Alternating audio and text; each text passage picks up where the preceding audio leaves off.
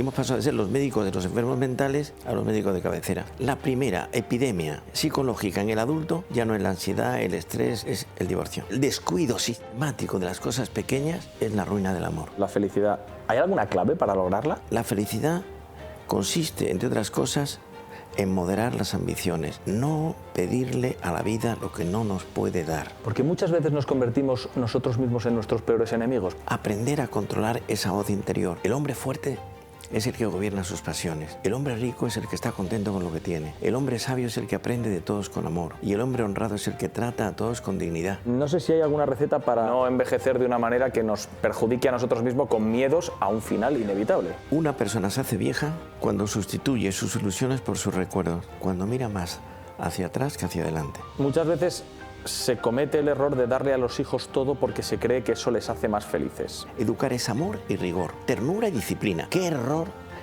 Darle a los hijos todo, que no le falte absolutamente de nada. Eso no es la educación. ¿Qué es lo más valioso que uno se puede llevar a la otra vida? Descubrir la importancia de hacer el bien a los demás. Doctor Enrique Rojas, médico, psiquiatra, un placer tenerle en Claves Personales. ¿Qué tal? Muchas gracias. Este tipo de entrevistas me gusta empezarlas con algunas frases que a mí me llaman particularmente la atención. Leí una en las redes sociales hace relativamente poco. Decía, cuando estamos bien de salud tenemos millones de problemas diferentes e incluso miedos.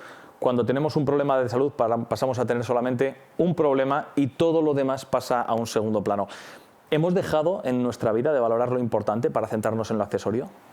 Sí, yo creo que estamos en una sociedad que ha cambiado mucho en los últimos años. Es un bombardeo informativo que tenemos que de tal intensidad que tiene que ver con lo que decía McLuhan. El mundo se ha convertido en un planeta global. Entonces la información, pensemos que de África no llega casi nada, llega a lo justo, pero en cambio de todos los países europeos y Latinoamérica, y la información siempre es negativa, y eso produce una sobrecarga de datos que llegan, y a esto le llamo yo el síndrome por exceso de información, que no aporta nada y que deja una especie de rescoldo depresivo.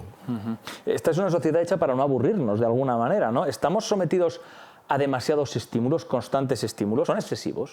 Son excesivos, son muy fuertes. En la gente joven se ha producido un fenómeno nuevo que es que no existía hace 20 años, que es el TDAH, que es trastorno por déficit de atención e hiperactividad, que es la tendencia a la dispersión, estar en todas las cosas al mismo tiempo. Es decir, un chico joven de 15 a 20 y tantos años, lo único que quiere es no perderse nada. Lo quiero todo y lo quiero ya. Y esto provoca una dificultad importante para saber esperar. Yo suelo decir que una de las claves de una persona madura es saber esperar y saber continuar. El joven lo quiere todo, lo quiere de inmediato, y eso produce una impaciencia y eso tiene una repercusión, se abre en abanico. Pensemos, las relaciones afectivas de la gente relativamente joven duran muy poco, se devora a sí mismos. Es decir, todo va tan deprisa que en unos meses se rompe la relación, ¿no? Pensemos, yo tengo un libro mío que ahora saca una edición nueva hace unos días, Remedios para el desamor. He vendido este libro, lo pone en la portada, 500.000 ejemplares. Yo nunca pude pensar que un libro tuviera tanta resonancia, y es porque el tema está en la calle, ¿no? Y esto en la gente joven se ve, es decir, o Comprende tus emociones, otro libro mío. Es decir, cómo uno es capaz de gestionar la vida afectiva en un mundo como el nuestro, que todo es ir, venir, subir, bajar. ¿Quién para su vida? ¿Quién detiene para pensar un poco cómo va este tema, cómo va el otro, ¿no? ¿Qué importancia tiene la famosa dopamina?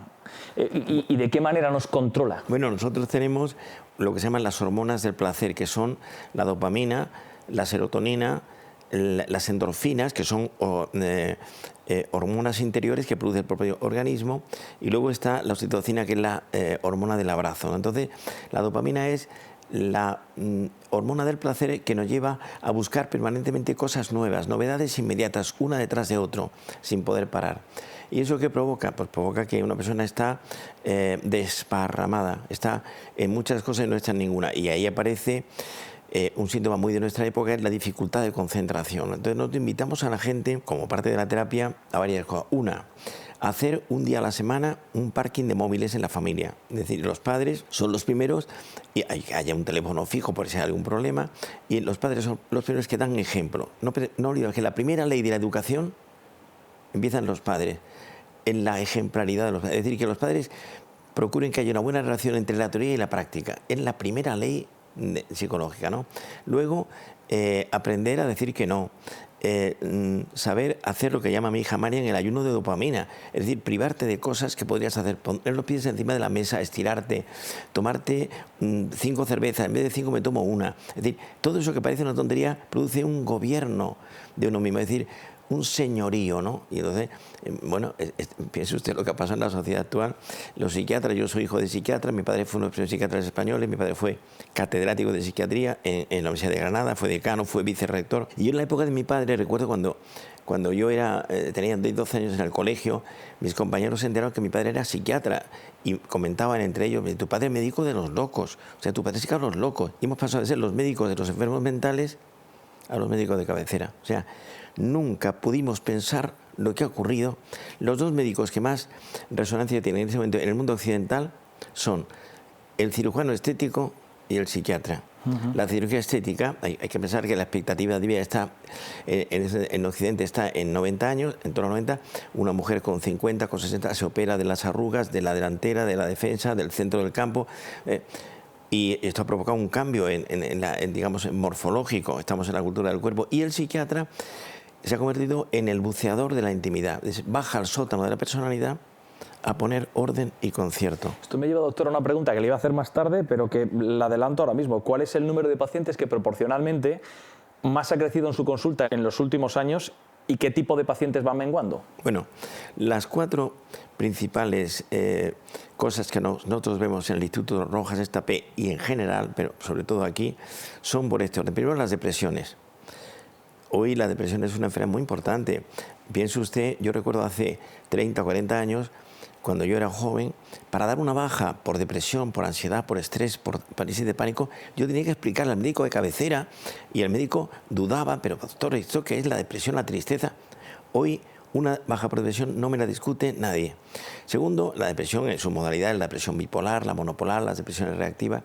En segundo lugar, la ansiedad y las crisis de pánico. La tercera cosa que vemos por este orden son los trastornos de la personalidad, gente poco equilibrada, poco madura. Y ahí es un arsenal. Yo tengo un libro dedicado full time a este tema que se llama ¿Quién eres?, ¿no? Los trastornos de personalidad. Y en cuarto lugar ha aparecido hace ya unos años la cuarta cosa que más vemos, que son crisis de pareja. Esto no ocurría antes, piense usted. En este momento, la primera epidemia psicológica en el adulto ya no es la ansiedad, el estrés, es el divorcio. Dicen los americanos, one couple after another broken, una detrás de otra. Yo he organizado, el año pasado dimos un curso, vamos a hacerlo otra vez este año, sobre inteligencia emocional, en el que lo organizaba mi mujer, mi mujer es notario. Lo presentaba mi hija Cristina, que es abogada. Hablaba mi hija Marian, que es psiquiatra, mi hija Isabel, que es psicóloga, y yo, que era casi el niño de los recados. Y mi conferencia fue el año pasado.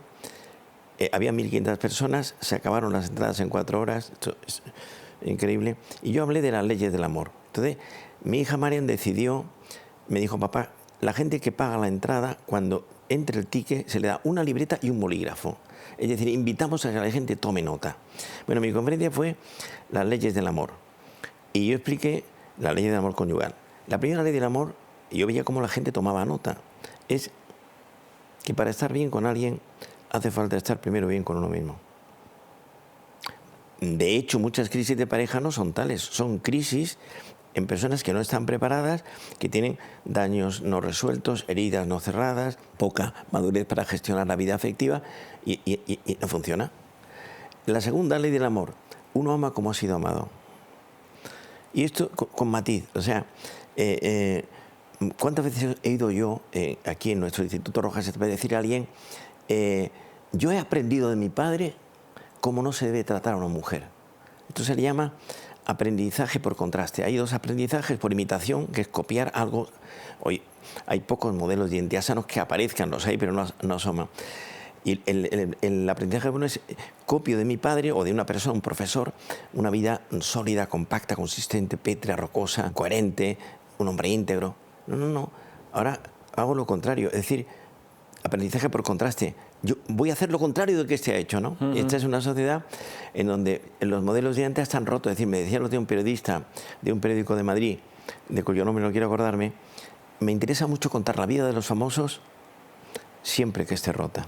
Luego vuelvo al tema del amor, el aburrimiento, la necesidad, estábamos comentando, de no aburrirse, bueno, de la necesidad, no, de aburrirse, de pensar en nosotros mismos, etcétera, etcétera. Esto del amor me lleva a otra cuestión, que es, a pesar de lo rodeados que estamos de información, a pesar de los rodeados que nos sentimos muchas veces, sin embargo, en esta sociedad se vive muchas veces en una inmensa soledad. ¿Por qué? Bueno, uno de los síntomas de la madurez es saber estar uno bien con uno mismo, es decir, y eso significa saber gestionar los pensamientos. Piense usted que en las facultades de psicología, yo soy médico psiquiatra, pero los psicólogos tienen una asignatura académica durante un año que se llama Psicología del Pensamiento, es decir, aprender a pensar de forma sana. Nota a pie de página. Yo he dado un curso de la felicidad hace muy poco en la New South Wales University en Australia. Fíjese usted la definición que había de felicidad, que la felicidad es un pozo sin fondo, dicen los ingleses, a bottomless well, se puede decir de muchas maneras, pero una definición de felicidad en relación con el pensamiento. La felicidad depende de la calidad de tus pensamientos.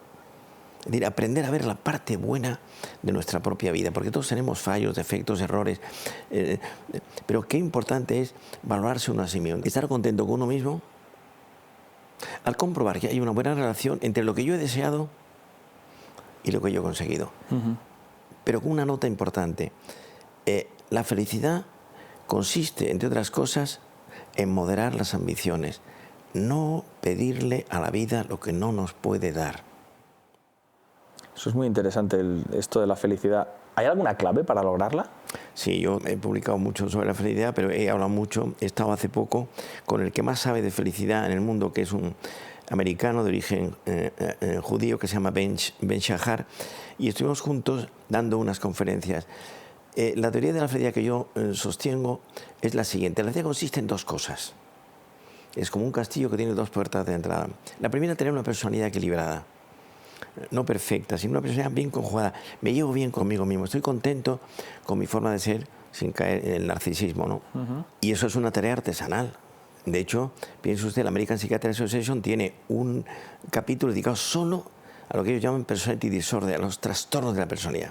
Primera pieza clave para ser feliz, tener una personalidad equilibrada, de cierta madurez. Segundo, la segunda parte de la felicidad consiste en tener un proyecto de vida, que es un programa en el que se hospedan, residen, habitan, saltan, suben, bajan, 4 temas.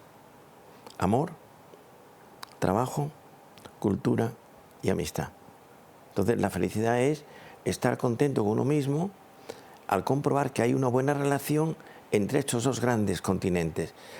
Mi forma de ser, me llevo bien, tengo que corregir pues esto, aquello, todos tenemos factores de corrección. Y en segundo lugar, este programa de vida en donde las dos piezas más importantes son amor y trabajo.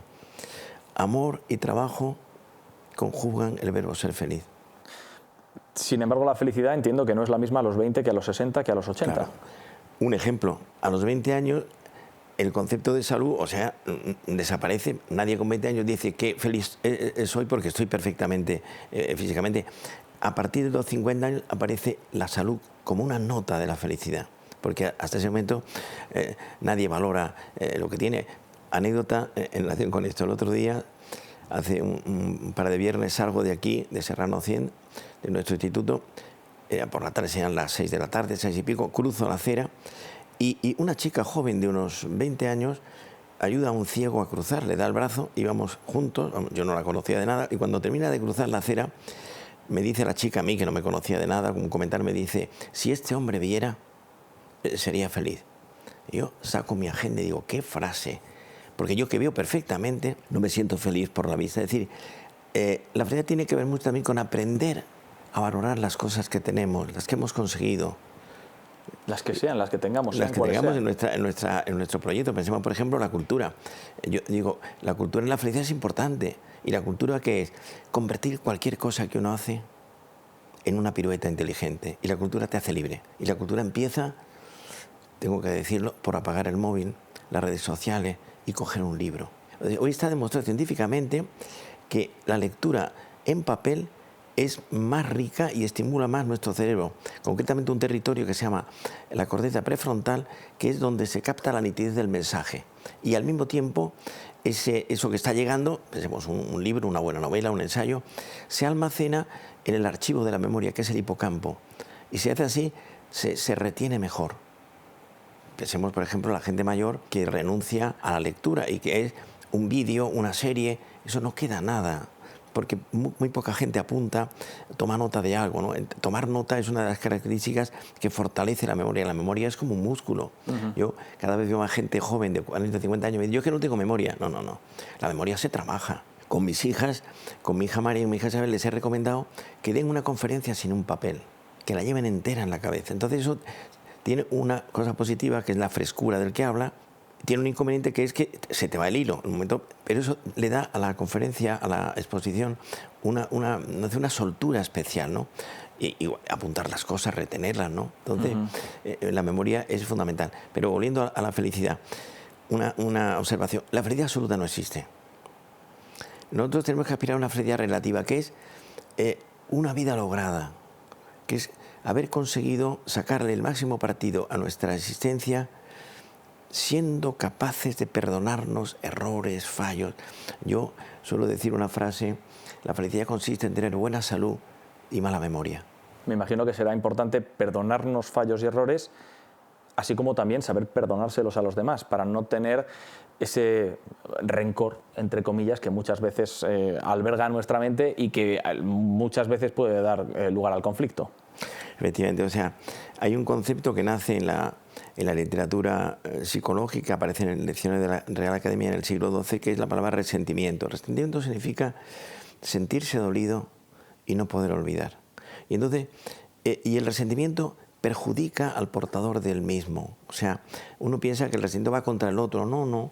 Por eso, el aprender a perdonar, el perdón tiene dos notas. Una inmediata, te perdono, me perdonas, y una mediata, lejana, que es el esfuerzo por olvidar los agravios recibidos. Yo digo, de las cosas más difíciles, más complejas que existen en esta vida es la convivencia. Y la convivencia ordinaria, por ejemplo, la convivencia conyugal, la convivencia de la pareja, la convivencia del matrimonio, no hay nada tan complejo. O sea, ahí falla la mitad de la... Por ejemplo, en Estados Unidos, el que más sabe de parejas son dos americanos que dirigen el Instituto de Psicología Conyugal de Washington, Gottman y Silver. La mitad de los americanos se equivocan, dicen ellos, en la elección de la pareja. De hecho, Goleman, el padre de la inteligencia emocional, viene a decir que el gran acierto es dar con la persona adecuada. De la gente que yo he conocido cuando joven, nosotros lo vemos en mucha gente. Por ejemplo, nosotros, una partecita de nuestro equipo se dedica a temas de pareja. Y con frecuencia, sin ser nosotros nadie, le decimos a una persona: no te cases, no te conviene esta persona. El pronóstico, según el tiempo que lleváis saliendo, no es bueno. Y entonces hay que pensar que en este momento, ¿qué es lo que está ocurriendo? Cuando yo era joven no existía esta hiperespecialización en psiquiatría. Un especialista en depresiones infantiles, uno especialista en crisis de pánico, otro en crisis de pareja. Que eso, yo recuerdo, yo he estado muchos años, mucho tiempo en la clínica López Ibor, he sido alumno del doctor López Ibor, del doctor Vallejorana, de mi padre, Luis Rojas Ballesteros, y yo recuerdo en la época de mi padre, te hablo hace 40 años, una crisis de pareja, recuerdo, mi padre decía: bueno, entonces se arregla, le dan una explicación, esto no tiene problema, o el doctor López Ibor decía que le den un ansiolítico. No. Hoy tenemos muchas crisis de pareja en las que nosotros hacemos un seguimiento de semanas, de invitar a una persona. Una anécdota: hace poco, cuando salió mi libro Comprende tus emociones, estuve en la televisión en Antena 3 y dos periodistas muy jóvenes, bastante lanzadas, me dicen: doctor, 3 consejos para una pareja con dificultades, así como si yo fuera un botón automático. 3 consejos. Y digo, bueno, el que no tiene crisis conyugales o está soltero o está viudo. 3 consejos. Primer consejo en una pareja con dificultades: luchar por evitar discusiones innecesarias. La discusión produce una erosión de la relación conyugal muy potente y se produce una batalla dialéctica. Segundo consejo: no sacar la lista de agravios del pasado. La colección de reproches debe estar bajo llave. Tercero, aprender a darle a las cosas que pasan en la pareja la importancia que realmente tiene. Justeza de juicio, no convertir un problema en un drama. Me pregunta la periodista: ¿y esto, doctor, cómo se hace? Y le dije: esto se hace teniendo perspectiva, evitar el cortoplacismo. Lo que te ayuda a crecer como persona son las derrotas, son los fracasos. Entonces, cuando tienes una visión, la visión del águila, relativizas un conflicto, le quitas importancia a un desacuerdo, no pasa nada. Lo voy a decir de una forma, en una frase un poco más resumida, que significa volar alto, tener perspectiva. No vueles como ave de corral cuando puedes subir como las águilas. Vamos al amor. Me lo he preguntado muchas veces. ¿Cuál es el proceso a través del cual tiene lugar el enamoramiento?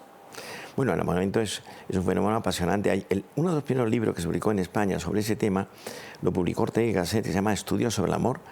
Luego tiene un libro también muy interesante, su discípulo, su hijo putativo, Julián Marías, hablando del pensamiento español del siglo XX, que se llama El mundo afectivo, ¿no? Yo diría que la afectividad, o sea, uno se enamora de la siguiente manera. El hombre se enamora en Occidente por la vista. Es decir, la mujer entra por los ojos, una cara bonita. Todo el cuerpo depende de la cara y toda la cara depende de los ojos, que tienen su propio lenguaje. No se me olvida aquella cara, aquella mirada, me quedé fascinado, ¿no? Entonces, el momento se produce de la siguiente. Primero, la atracción física. Un cuerpo, una cara, un estilo. Luego la atracción psicológica, que es adentrarse en la personalidad de alguien. Uno descubre que esa persona vale. Pero la tercera, que yo la pongo luego la primera, es la admiración.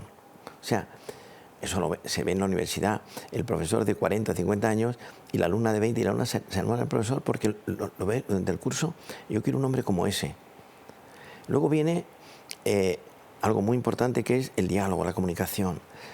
Si el amor es auténtico, esa persona te ayuda a sacar lo mejor de ti, te ayuda a crecer como ser humano, te ayuda a cerrar las heridas, te sientes a gusto, el tiempo vuela. Yo hablo de tener hipotecada la cabeza. Cuando una persona piensa mucho en otra, que se está enamorando. Cervantes dice una cosa genial.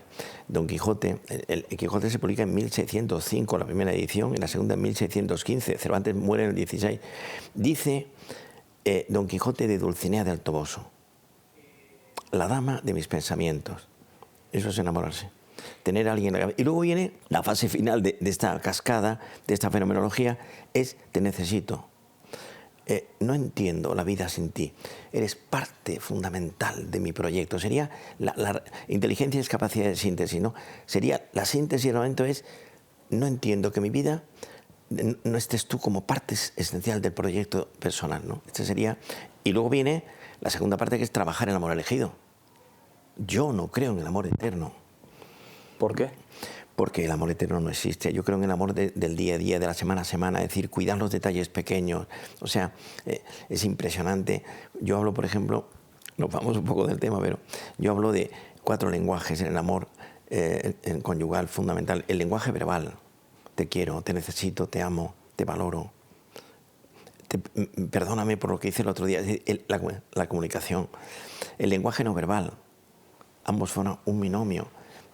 Es decir, es un simbolismo extraordinario. Coger a una persona, a tu mujer, a tu marido del brazo, darle un beso a destiempo. El lenguaje subliminal. Nosotros somos un equipo. Esto es un proyecto. Y el lenguaje epistolar. Escribir una nota, esto lo recomiendo yo a gente que tiene dificultades conyugales. Ponle una nota a tu mujer en la mesita de noche. Querida fulanita, perdona por lo del otro día, que sepas que te quiero y te amo. Un abrazo. Eso, que parece una tontería, decía Goleman, el lenguaje epistolar tiene una enorme resonancia. Entonces, vuelvo a lo de antes, cuidar los detalles pequeños es amor sin fecha de caducidad. Y, mutatis mutandi, el descuido sistemático de las cosas pequeñas es la ruina del amor. Vuelvo al esquema de atracción del enamoramiento. ¿Es el mismo en hombres que en mujeres? Porque la mujer es muy diferente psicológicamente del hombre. No, es totalmente distinto. O sea, no tiene nada que ver. La mujer tiene, o sea, una visión mucho más larga. De hecho, una mujer que conoce a un chico, pensemos, pues esa de 20 y tantos años, yo lo oigo mucho, dice la mujer, el chico no me interesó nada, enseguida vi que no tenía fondo. No olvidemos un fenómeno que está ocurriendo hoy, del que yo he hablado mucho, en distintos contextos y en medio mundo, que es el síndrome de Simón.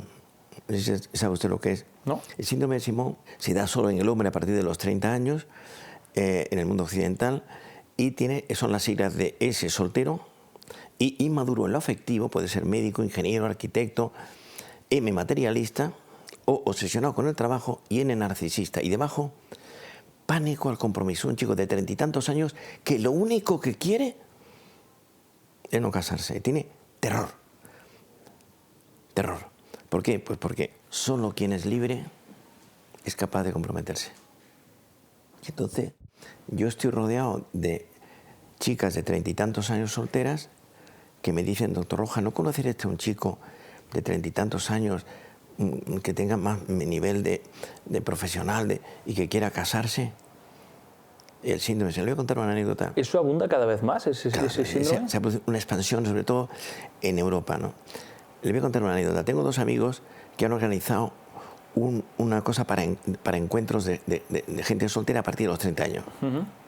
Uno es alemán, se llama Sonnenfeld, es neurobiólogo, y otro es español, que se llama Martín de la Hoz. Y han organizado, lo han hecho muy bien para que la gente se inscriba. Y me dice uno de ellos, el alemán, que se llama Alfred Sonnenfeld, me dice, oye, te voy a contar la anécdota, se han inscrito 300 mujeres y 15 chicos. Síndrome de Simón. Solo una persona con mucha madurez a partir de los 30 años busca encontrar a una mujer y formar tener una relación afectiva.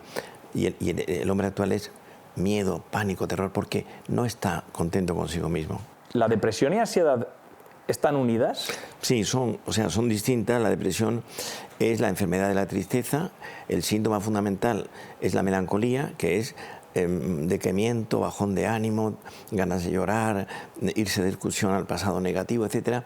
Y en cambio la ansiedad es un sentimiento, si es suave, o una emoción, si es más fuerte, que consiste en un miedo, en un temor difuso, etéreo, vaporoso, desdibujado, impreciso, que tiene una resonancia somática, taquicardia, sudoración, pellizco gástrico, dificultad respiratoria. Porque muchas veces nos convertimos nosotros mismos en nuestros peores enemigos, porque muchas veces esos miedos afloran de dentro y cuando uno recibe, por ejemplo, ayuda psicológica desde fuera, te hacen ver que eso que llevas dentro y que se te presenta como un monstruo, en realidad no es tanto. Claro. Una observación con respecto a eso que dice usted. Un grupo de neurobiólogos americanos de la Universidad de Massachusetts, concretamente uno que se ha hecho muy potente en este contexto, se llama Marcus Reisle, hay otro también investigador que se llama Carr, y que han trabajado en este concepto, es decir, que nosotros tenemos una semivoz que se cuela en los entresijos de nuestra mente y nos presenta hechos negativos del pasado. De hecho, mucha gente dice, ¿qué tal el fin de semana? Y dice, pues mira, no hice ningún plano, pero me vine abajo, ¿no? Entonces, aprender a controlar esa voz interior que va contra nosotros mismos y que nos pasa a todos. En gobernar nuestros pensamientos es arte y oficio, ¿no? Entonces, en la depresión, ¿qué es lo que ocurre? Hay dos tipos de depresión, la depresión endógena, que es biológica, bioquímica, hereditaria, y la depresión exógena, que viene por cuestiones de la vida. Voy a poner un ejemplo. La primera descripción de la depresión bipolar se hace en la época de Fernando VI en un médico de origen árabe, que fue médico de él, se llama Piquer Arrufat, y le llamó la enfermedad del rey. Y el rey pasaba temporadas hiperactivo, nadie le seguía, y temporadas en la cama. La primera descripción, la depresión bipolar, que son oscilaciones del ánimo hacia arriba y hacia abajo. ¿Por qué se produce esto? Es endógeno, es biológico. Nosotros tenemos un ordenador en el cerebro, pasamos de la psicología a la bioquímica. Tenemos un ordenador que se llama la neurona, que fue descubierta por un español, Ramón y Cajal, y por un italiano, Camillo Golgi. Y ellos hicieron tinciones de nitrato de plata en cadáveres cerebrales y vieron que la anatomía de esta estructura, que es la neurona, que tiene unas dendritas, que son unas terminaciones, un cuerpo neuronal y el axo. Y que nosotros tenemos 100.000 millones de neuronas. Y entre unas y otras hay unos conexiones, entre 10.000 y 100.000 conexiones. Al microscopio electrónico, un inglés que se llama Sherrington describió un territorio entre los dos que le llamó espacio sináptico, que es el territorio donde se producen cambios bioquímicos y eléctricos de gran complejidad que son los responsables de la depresión endógena, que son se altera la serotonina, la dopamina, la noradrenalina, la epinefrina, es decir, una serie de sustancias que son proteínas de larga cadena que son las que originan la depresión endógena. Y como digo, son hereditarias.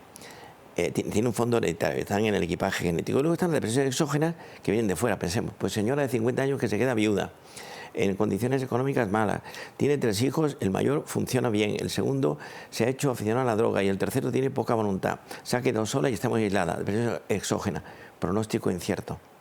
Y luego están las depresiones mixtas, que hay una parte de dentro y una parte de fuera. Entonces, hoy la multiplicación de las depresiones es muy alta, pero tenemos grandes herramientas. Le voy a poner un ejemplo. El primer antidepresivo se descubre en 1952. Un médico alemán, Kuhn, que era internista y dermatólogo, utilizó una serie de anillos bencénicos. El benceno fue descubierto por Kekulé en el siglo XIX, a final del XIX. Es una estructura que produce una acción selectiva en el cerebro y recapta las monoaminas biógenas que producen la depresión. O sea, aparece el primer antidepresivo y lo compra la patente de la casa Ciba-Geigy, que ha estado patente hasta hace muy poco. Hoy tenemos un arsenal terapéutico vía medicamentos antidepresivos, vía oral, por boca, vía intramuscular, vía endovenosa, vía subcutánea y ahora vía nasal, en sprays. O sea, pero al mismo tiempo eso en las depresiones endógenas, no olvidemos que estas son interiores, ¿no? Luego están las depresiones bipolares. Un médico sueco, Skau, descubre en 1956 que los metales son sustancias que regulan el humor. Y él se dio cuenta que en el norte de Suecia había un territorio y que no había casi depresiones. Suecia es un país muy depresivo. De hecho, se dice en el lenguaje coloquial, no te hagas el sueco. El sueco es un hombre que habla poco. Y entonces se dio cuenta que las aguas de las montañas del norte del país eran portadoras de litio, sodio, cesio, rubidio. Y entonces se dio cuenta que la importancia de los metales. Y hoy utilizamos metales para frenar la recaída en las fases depresivas. Sin embargo, doctor, muchas veces nosotros mismos repetimos conductas que sabemos que nos están haciendo daño. ¿Eso por qué sucede? Bueno, el tema es el aprendizaje. O sea, yo soy muy aficionado a que la gente, o sea, por ejemplo, nuestros pacientes, el 90% de nuestros pacientes tienen una libreta. Y una libreta de objetivos. A veces le llamamos objetivos psicológicos, pautas de conducta, quiero mejorar mi personalidad. Entonces, cada objetivo tiene dos partes, el objetivo y el instrumento. Por ejemplo, aprender a no ser tan sensible. Hay mucha gente que tiene, mi hija Isabel y mi hija Mariana hablan mucho de los sujetos PAS, PAS, personas altamente sensibles, que sufren mucho por cosas pequeñas en la convivencia. Bueno, pues enseñarle a alguien en la psicoterapia, luchar porque no me afecten tanto las cosas. Ese es el objetivo. En la psicoterapia uno le explica, ¿y eso cómo se hace? Aprender a utilizar más los instrumentos de la razón que las herramientas afectivas. Y en el día a día, en mi día a día, y esta persona me va tomando nota, yo procuro que las cosas no me calen tan hondo, cosas pequeñas, tener más justeza de juicio, me lo voy explicando. Otro objetivo, no darle tantas vueltas a la cabeza a todo. Piense usted, la gente inteligente tiene una sencillez de cabeza y la sencillez de espacio interior, relativizar, ¿no? O sea, con uno mismo dice, pues estoy preocupado con una cosa, pues cojo papel y a ver, esta preocupación cómo puedo resolverla, o algo que me ha pasado negativo, o un enfrentamiento que he tenido con alguien, ¿no? Entonces, el psiquiatra se ha convertido en un consejero del comportamiento. El tema de la vejez y la familia me interesa mucho.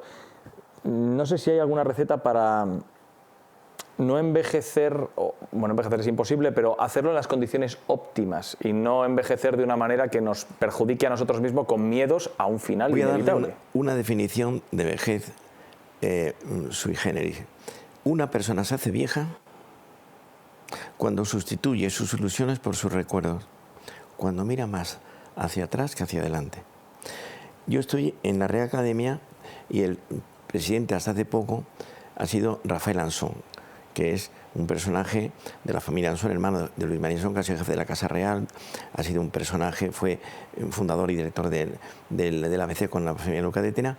Y Rafael Ansón tiene 90 años, el público notorio, no desveló su edad, y está lleno de vida, está lleno de planes. Me dijo hace poco en una de las cenas de la Academia, quiero escribir un nuevo libro, 90 años. Entonces, tener actividad. Por ejemplo, yo le recomiendo que la gente no se jubile, o que si se jubila tenga el día lleno.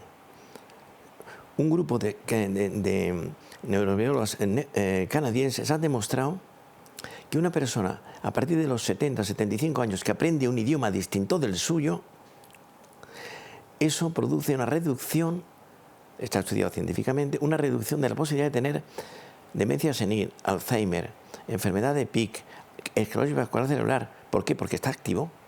Y esa persona empieza un idioma y empieza a pensar, necesito estudiar más horas en inglés cada día. Y empieza, I need to study more hours every day. O sería bueno ir al Museo del Prado de vez en cuando. It's possible for me to visit Prado Museum from time to time.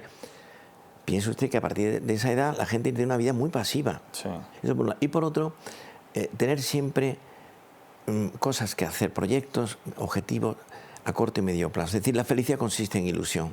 ¿Qué es lo más valioso que uno se puede llevar a la otra vida? Bueno, haber hecho algo por lo demás. Es decir, la guinda del pastel de la educación, podríamos decir que es descubrir la importancia de hacer el bien a los demás. Es de las cosas mejores. Naturalmente, nosotros estamos en España, que es un país, nosotros estamos en Europa.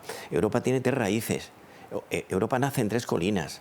La primera colina donde nace Europa es en Grecia. Sócrates, Platón, Aristóteles. La segunda colina donde nace Europa es en Roma, en el Capitolio, y ahí nace el derecho. De hecho, en las facultades europeas se estudia filosofía del derecho, que es una... La tercera raíz donde nace Europa, como han dicho Grecia, Roma, es en Jerusalén, en el Gólgota, y ahí nace el cristianismo. Europa es griega, romana y cristiana.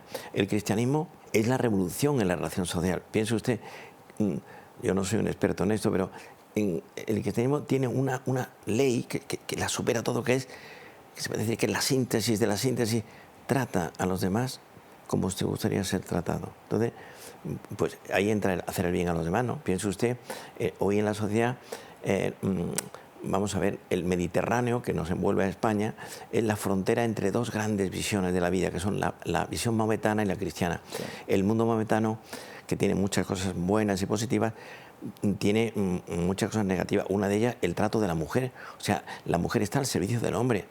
Piense usted, en este momento en la Unión Europea, la mitad de la gente que manda son mujeres, por fortuna. En la Facultad de Medicina de la Universidad Complutense de Madrid, el 75% de los alumnos son mujeres. En la Escuela Diplomática de Madrid ya son el 60% mujeres. Es decir, se ha producido un cambio extraordinario en la sociedad, ¿no? Sí. Entonces, ¿qué ocurre? Bueno, no perder este sentido, ¿no? El cristianismo es la religión que tiene las mejores respuestas a las grandes preguntas de la vida. ¿Qué hacemos aquí? ¿Qué sentido tiene el dolor, el sufrimiento, ¿no? Y al mismo tiempo, la filosofía griega, piense usted, o sea, nota a pie de página. Los 3 grandes padres del pensamiento griego, fíjese usted lo que dijeron sobre la felicidad. Siglo IV y III antes de Cristo. Sócrates dice que la felicidad consiste en encontrarse a sí mismo. Los americanos hablan hoy, to find yourself, hace 25 siglos de esto. Dice Platón que la felicidad consiste en el amor. Y dice Platón en el banquete, amor es el deseo de engendrar en la belleza. Aristóteles, en el siglo III, Sócrates fue ágrafo, no escribió nada, Aristóteles dice que la felicidad consiste en el bien y da una definición del bien que luego la toman los escolásticos en el siglo XII. Dice, el bien es lo que todos apetecen, aquello que es capaz de saciar la más profunda sed del hombre. En el mismo siglo, en el siglo III, Epicuro dice, la felicidad consiste en el placer. Y a medida que tienes más placeres, tienes más felicidad. Termino con esta pequeña recuento histórico. San Agustín, en el siglo IV, San Agustín en africano de Tagaste, dice, la felicidad consiste en la alegría, en la verdad. ¿Qué significa eso? Que lo que pasa es que ahora tenemos unos medios nuevos, ¿no? Es decir, por ejemplo, toda la felicidad de un chico joven de 15 a 20 años tal, consiste en el encuentro con las redes sociales. Pero es que hay que saber administrar las redes sociales porque son hoy un parte de muchas génesis de enfermedades psíquicas, nacen ahí. Esto me parece muy interesante y con esto vamos al tramo final. En el seno de la familia, que me imagino que será esencial también para la consecución de la felicidad a largo plazo, tener una familia sólida, una familia estable, muchas veces se comete el error de darle a los hijos todo porque se cree que eso les hace más felices. ¿Quienes hacen esto están equivocados o hacen lo correcto a largo plazo?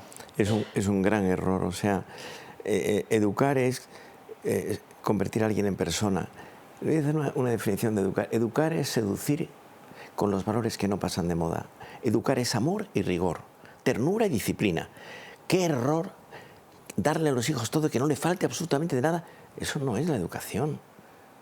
Yo, que tengo 4 hijas, mi mujer y yo, hemos intentado educarlas con sobriedad, con que les falten cosas. Bien, una anécdota, mi hija María, cuando termina la carrera de medicina, le digo, vas a hacer solidaridad. Y al final se fue a Camboya y estuvo muchas semanas en Camboya con niñas de 12 a 15 años prostituidas. Y me dijo, papá, esto ha sido una segunda carrera para mí. Mi hija Isabel estuvo en Senegal con niñas de la calle, en el protectorado francés. Senegal es afrancesado, mis hijas en Saint-Chamond, que es un colegio francés de Madrid. Papá ha sido enormemente productivo para mí, ir a ver a la gente, porque esto no es Madrid, no es mi casa. Entonces la educación tiene que ver con eso. Por eso la primera ley de la educación, lo he dicho antes al empezar la entrevista, la primera de educación es que los padres tengan un proyecto educativo en donde ellos sean coherentes. Es decir, y la coherencia es el esfuerzo, no es un botón automático, el esfuerzo que uno hace, porque hay una buena relación entre lo que uno dice y lo que uno hace. Porque uno es lo que hace, uno es la conducta. Y eso se llama coherencia. Y la coherencia es una pieza clave que significa integridad. Una persona íntegra es una persona que está muy cerca de ser feliz porque es ella misma, depende de la circunstancia del momento. No sé si me explico. Sí, y eso lo ven los padres. Y entonces los primeros modelos de identidad en la familia son los padres. Yo recuerdo cuando mi padre, como he dicho antes, era psiquiatra. Yo recuerdo cuando yo tenía 18, 19, 20 años, estudiaba medicina. Yo digo, a mí me gustaría ser como mi padre y como mi hermano mayor. Mi hermano Luis fue notario, que ya murió. Que mi hermano me enseñó a estudiar y me enseñó la importancia del orden, la disciplina. Me dijo, estudiando yo medicina, me dijo un día, en preparar ya oposiciones, me llevaba bastantes años, me dijo, te voy a recomendar lo siguiente. Cuando terminamos de cenar en casa, te vas a tu habitación, yo tenía una habitación para mí, y te pones a estudiar 10 y cuarto, 10 y media, con un poco de música, y estudias 1 hora. Y luego te vas a la cocina de casa y te tomas un café y estudias otra hora.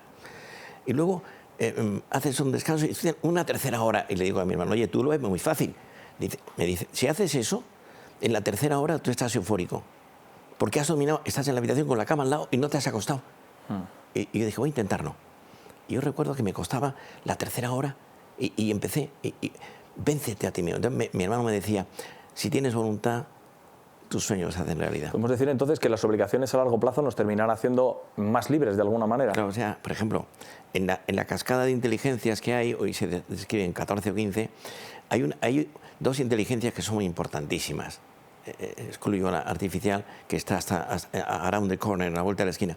La inteligencia emocional, que es saber enfocar bien los temas afectivos personales. Mi relación conyugal, mi relación con mis hijos, con los amigos, ¿no? Y la segunda, la inteligencia auxiliar. No sé si ha oído usted hablar de ella. La inteligencia auxiliar se define así. Es aquella modalidad que tiene una serie de herramientas que son todas adquiridas, no están en el equipaje genético y que elevan la inteligencia que uno tiene a un nivel alto. Y son las siguientes. El orden en mi cabeza, en mi habitación, en mi ropa, en mi horario. La constancia, la perseverancia en lo pequeño, la voluntad, la joya de la corona de la conducta. La voluntad es mucho más importante que la inteligencia. No hago lo que me apetece, que alguna vez sí lo hago. No hago lo que me pide el cuerpo, que alguna vez sí lo hago, sino lo que es mejor para mí, un salto de calidad. Y entonces la voluntad es la llave multiuso. O sea, conozco mucha gente con mucha inteligencia y sin voluntad que una vida errática, caótica en los grandes temas. Y conozco gente con una inteligencia media, medida en un test, con una voluntad de hierro, ha llegado muy lejos en la vida. Orden, constancia, voluntad, motivación y la capacidad para tomar nota. Quinto, por ejemplo, qué poca gente apunta cosas cuando en un periódico, una revista o en una conferencia. Le cuento una anécdota. Estoy hace poco en una celebración en la sinagoga judía de Madrid, que está en el casco antiguo. Era un día de una celebración típica del mundo hebreo, y sale el rabino y dice, hoy es un día tan especial, le voy a decir una sentencia del Talmud, que es un libro de tradiciones judías desde el siglo XII. Yo siempre llevo algo para apuntar desde hace 30 años o 40. Y dice el rabino, el hombre fuerte es el que gobierna sus pasiones. El hombre rico es el que está contento con lo que tiene. El hombre sabio es el que aprende de todos con amor. Y el hombre honrado es el que trata a todos con dignidad. Yo fui apuntando, digo, esto me lo aprendo yo en una semana. Es decir, ¿qué significa la curiosidad por aprender? por saber, por mejorar, por pulir. Todos necesitamos retoques personales. Muchas veces me dice la gente, me preguntaba una señora un poco muy hecha para adelante, me dice, Torroja, ¿usted está equilibrado? Digo, hombre, yo tengo un cierto equilibrio. El equilibrio perfecto se da en el otro mundo, porque siempre tienes matices, ¿no? Pero el equilibrio tiene que ver mucho con que conozco mis fortalezas y mis debilidades. Y en consecuencia no me meto en berenjenales que no me conducen a nada, ¿no? Y eso se llama prudencia. La prudencia, decían los clásicos, decían que la prudencia era la cochera donde se guardaba la justicia, la fortaleza y la templanza. Y la prudencia empieza por la lengua, el control de la lengua, el tener un gobierno de lo que uno dice. Voy concluyendo. ¿Qué es eso que en la experiencia del doctor Enrique Rojas se hubiera dicho a sí mismo o hoy le diría al Enrique Rojas que tenía 20 años? Bueno, no, yo me voy un poco a los clásicos, la experiencia de la vida, o sea, lo que uno ha aprendido, ¿no? Yo recuerdo que cuando yo era joven, pues, por ejemplo, con mi padre, con Luis Ballesteros, fue los primeros pasos en la psiquiatría, luego con el doctor López Ibor. No me quiero olvidar de un catedrático que me ayudó mucho, que sustituyó al doctor López Ibor en Madrid, como catedrático de psiquiatría, el doctor Francisco Alonso Hernández, menos conocido, pero un gran tipo, y aprendí mucho de ello, ¿no? Entonces yo, quizá el tema es que aprender a renunciar. Yo muchas veces quiero tocar demasiadas teclas, ¿no? Entonces, mi mujer, y yo tengo la suerte, tengo una mujer que es una fuera de serie, mi mujer Isabelita, mi mujer es notario y agente de bolsa, y yo me casé, yo le llamo a mi mujer 11 años, y yo recuerdo que cuando yo conocí a mi mujer, yo siempre he sido una persona pues, tímida, retraída, muy de libros, pero me acuerdo que me decía mi hermano, el mayor, me decía que tú no tienes éxito con las mujeres porque no tienes velocidad, porque eres muy lento, eres torpe, ¿no? Y yo dije, pues es verdad. Y me decía mi hermano, tú cuando conozcas a una chica, tenía yo 20 y tantos años, pues pídele el teléfono, y me da un poco de apuro, ¿no? Decía yo. Bueno, y luego yo me he casado con una mujer que, con mi madre, que era, yo tenía una relación con mi madre extraordinaria. Cuando conoció a la que iba a ser mi mujer, me dijo una frase que no se me ha olvidado: demasiado caballo para tan poco jinete. O sea, 11 años más joven, rápida, echada para adelante, yo lento, echado para atrás. Y entonces me acordaba de Freud, que decía que las parejas que funcionan bien son las que son complementarias.